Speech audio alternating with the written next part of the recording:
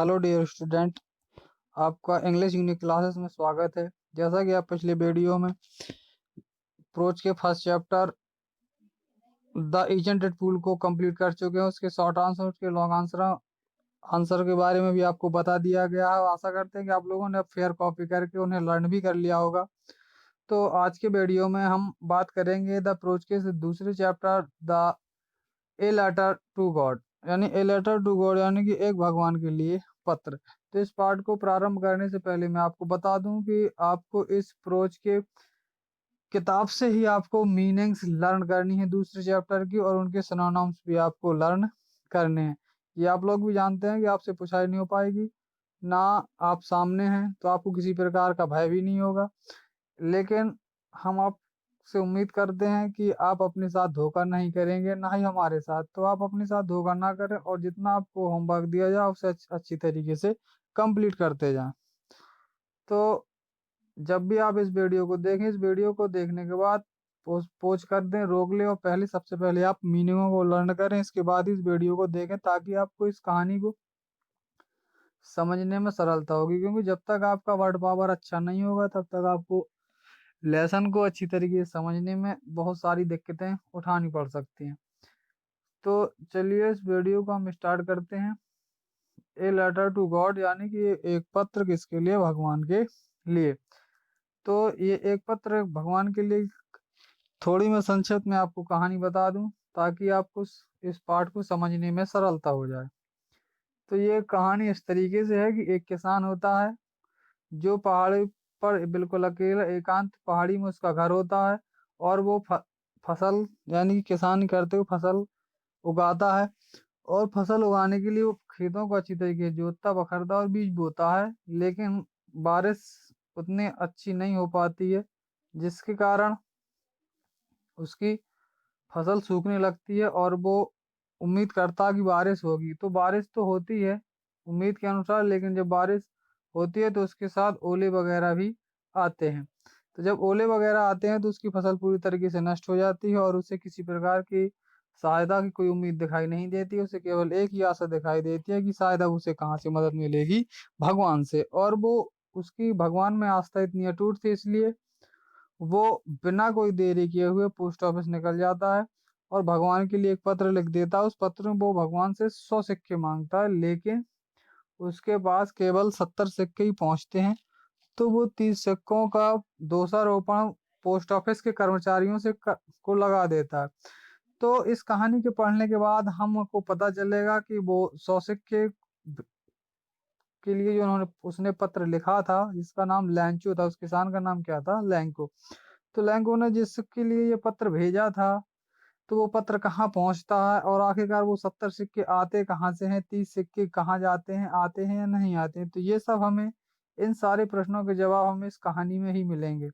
तो हम इन सभी प्रश्नों के बारे में इस कहानी को पढ़ने के बाद ही बता पाएंगे कि 70 सिक्के कहाँ से आए हैं और कहाँ 30 सिक्के कहाँ नहीं पहुंचे, क्यों नहीं पहुंचे, क्या रीजन रहा है। तो चलिए इसके इन सब के बारे में जानने के लिए हम पाठ स्टार्ट करते हैं। लेकिन एक बार फिर कहूंगा कि इस पाठ को पढ़ने से पहले आप मीनिंग्स अच्छी तरीके से लर्न कर लें, उनकी सिनोनिम्स आप किताब से ही मीनिंगों को लर्न करें। तो चलिए स्टार्ट करते हैं part. The house. The house यानी कि घर।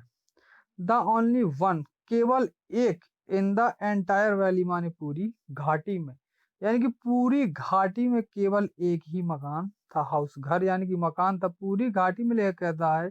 इसके लेखक है जीएल फ्यूट्स। तो जीएल फ्यूट्स कहते हैं, वर्णन करते हुए बताते हैं कि पूरी घाटी में केवल एक ही मकान था।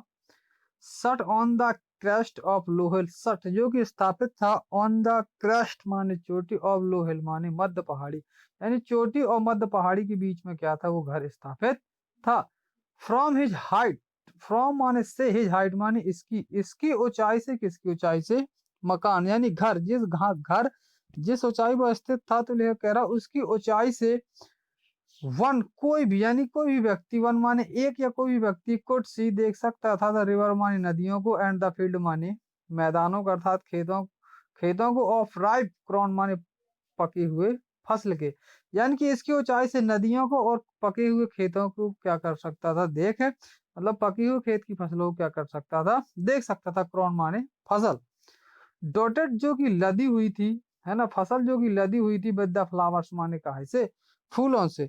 यानी कि पकी हुई फसल, लहराती हुई फसल जो कि काहे से लदी हुई थी, फूलों से लदी हुई थी। That always promise a good harvest, that माने जो कि ऑलवेज हमेशा प्रॉमिस्ड वादा करती थी, एक गुड हार्वेस्ट माने अच्छी फसल देने का। यानी कि उस फसल जो खेतों में लहरा रही थी उसे देख करके ऐसा लगता था कि मानो फसल बहुत अच्छी है और ये बहुत कुछ हमें दे जाएगी, यानी कि अच्छे सब बहुत कुछ देने का वादा करती हो, ऐसे फसल देखते हुए लग रही थी। The only things the earth needed, the only माने केवल, थिंग्स माने चीज, केवल एक ही चीज की, द अर्थ माने पृथ्वी को, नीडेड आवश्यकता थी, केवल एक ही चीज की पृथ्वी को क्या थी, आवश्यकता थी। वाज ए डाउनपोर और एटलीस्ट सोवर, वाज माने वाज ए डाउनपोर, यानी कि या तो मूसलाधार बारिश हो और अथवा अगर मूसलाधार बारिश ना हो तो एटलीस्ट कम से कम सोवर माने क्या पड़ जाए, बौछारें। सोवर मीन्स बौछारें। अगर बरसात मूसलाधार ना भी हो तो बौछारें क्या हो, पड़ जाए। Through out throughout the morning throughout the morning, Lancho, who knew his field intimately, had done nothing else but seen the sky toward the north east. The only things, sorry, the morning Lancho माने सुबह से, the morning माने सुबह से, Lancho माने लॉन्चो, who जो कि जानता था, इस फील्ड माने अपनी, अपने खेतों को, इंटीमेटली माने बड़ी घनिष्ठता से या बड़ी नजदीकता से, जो कि अपने खेतों को भली भांति अच्छी तरीके से जानता था। यानी एक सुबह की बात है, यह कह रहा है कि लैंचो जब अपने खेत में गया तो वो अपने खेतों को भली भांति से, इंटीमेटली कहलाता है घनिष्ठ रूप से या बहुत अधिक नजदीक से जानता था कि हैड डन नथिंग, लेकिन हैड डन नथिंग, लेकिन हैड डन नथिंग, लेकिन कुछ भी नहीं कर सकता था। एज इसके अलावा, बट सीन द स्काई, केवल देखने के अलावा वो कुछ नहीं कर सकता था। कहाँ पर, स्काई माने आकाश, टावर्ड माने और, आकाश की ओर देखने के अलावा वो कुछ भी नहीं कर सकता था। नॉर्थ ईस्ट माने उत्तर और पूर्व, यानी कि पूर्वी और उत्तरी आसमान के देखने के अलावा वो कुछ भी नहीं कर सकता था।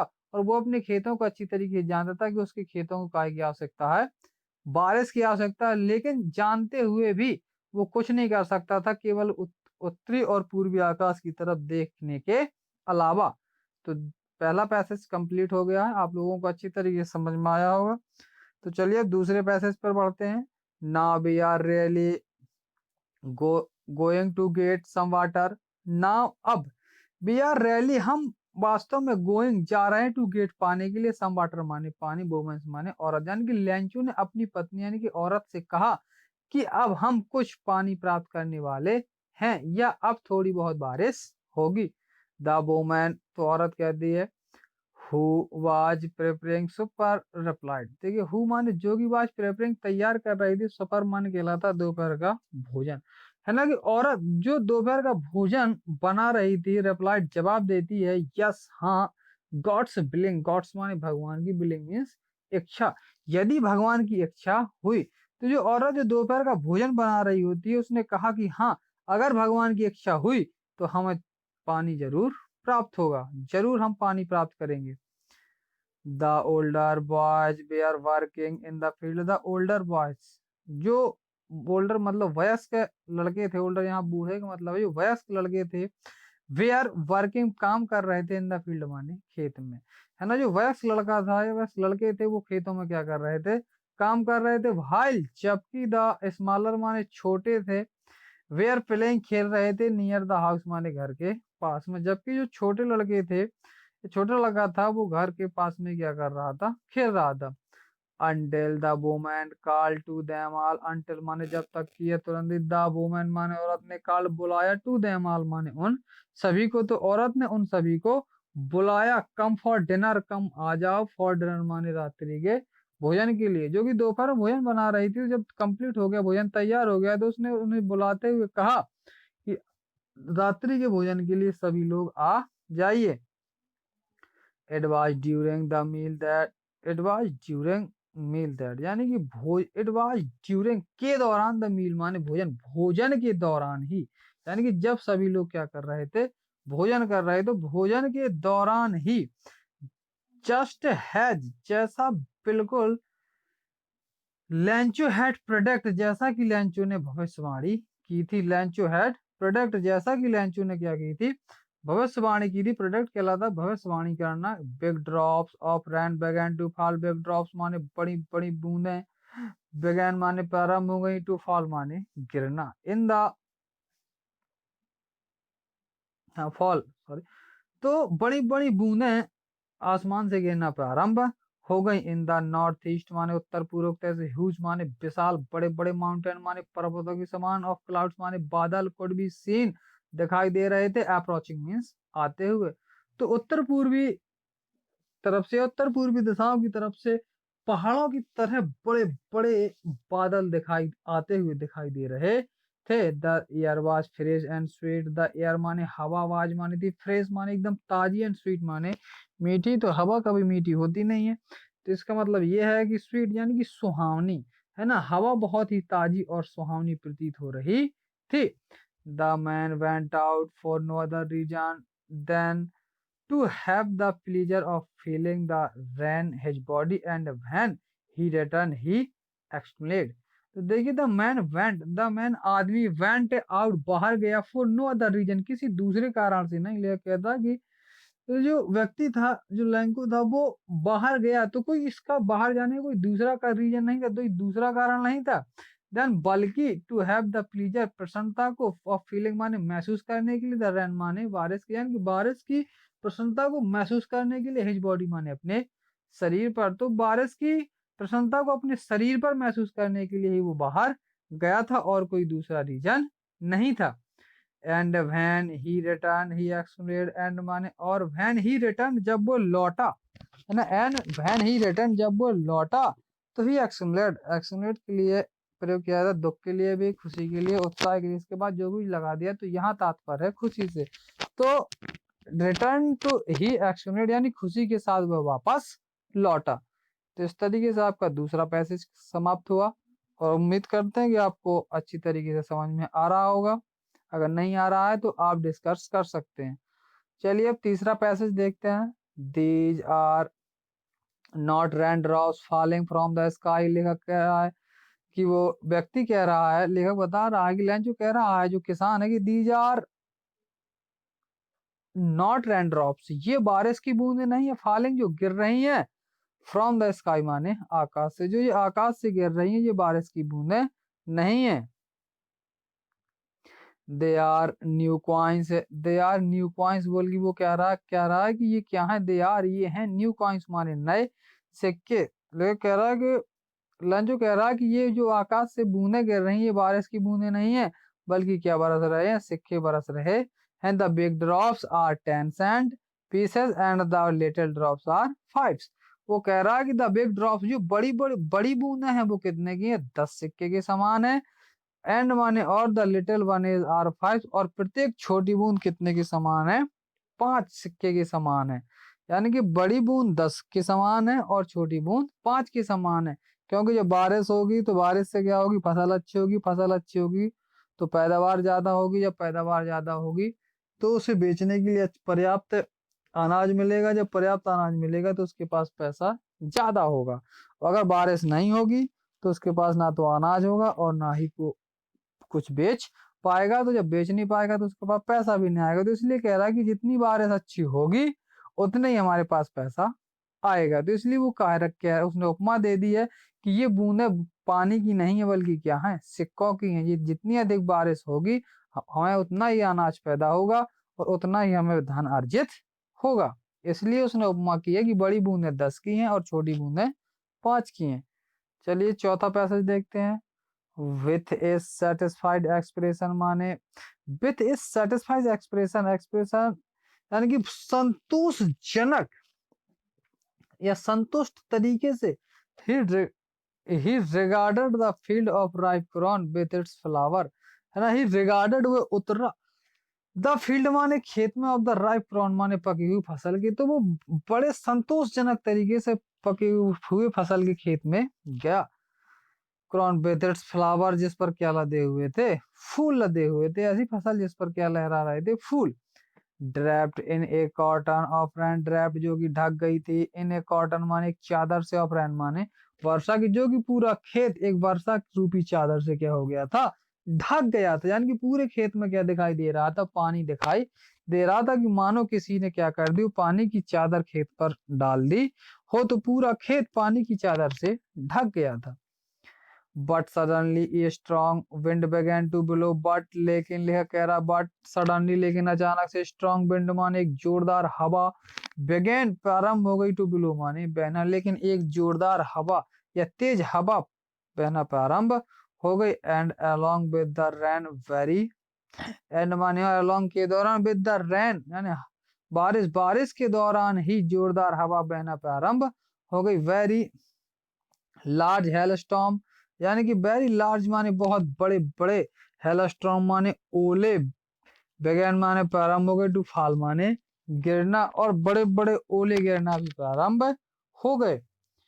These truly did resemble silver coins, दी जब लेखक कह रहा है, एल्फिंस कह रहा है कि these truly, ये वास्तव में did resemble, प्रतीत हो रहे थे, न्यू सिल्वर कॉइन्स माने नए चांदी के सिक्कों के समान। लेखक कहता है कि अब जब ओले गिरने लगे, तो पहले तो लैंचो ने बूंदों को सिक्कों के समान कहा था, लेकिन अब लेखक कह रहा है कि जब ओले गिरने लगे, तो लेखक खुद कह रहा है कि अब वास्तव में ये ओले कैसे लग रहे थे, जैसे कि चांदी के सिक्के गिर रहे हो।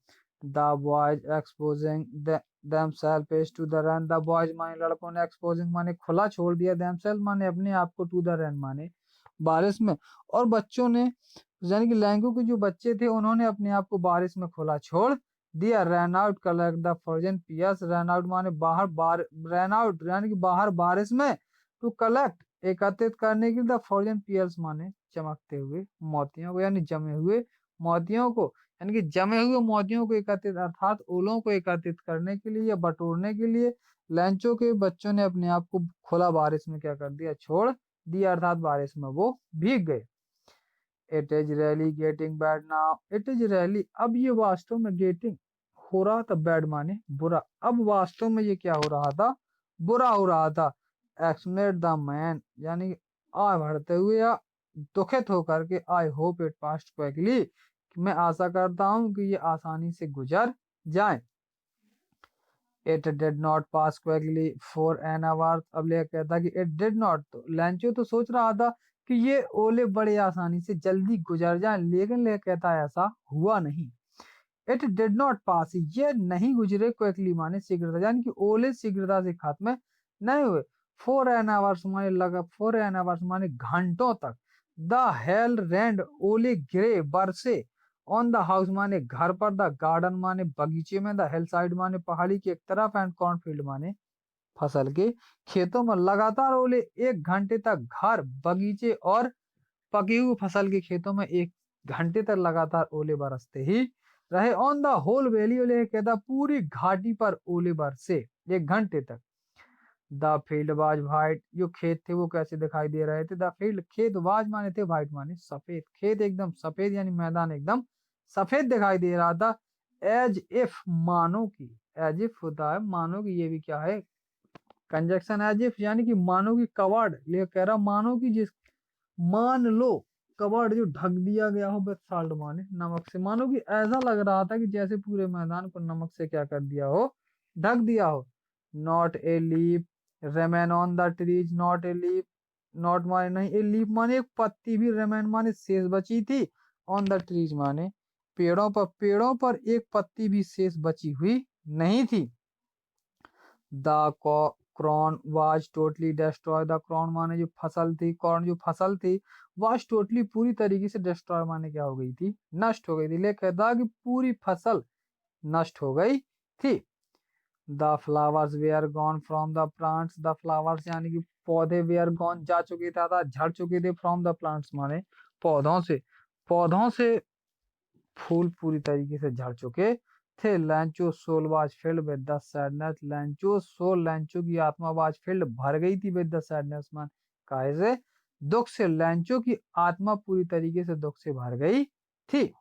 When the storm had passed, जब ओले गुजर गए, he stood in the middle of the field, he stood वो खड़ा हो गया, of the middle माने बीचों बीच, and said और कहा to his sons माने अपने बेटों से। जब ओले समाप्त हो गए तो वो खेतों के बीचों बीच खड़ा हो गया और उसने अपने बेटों से कहा।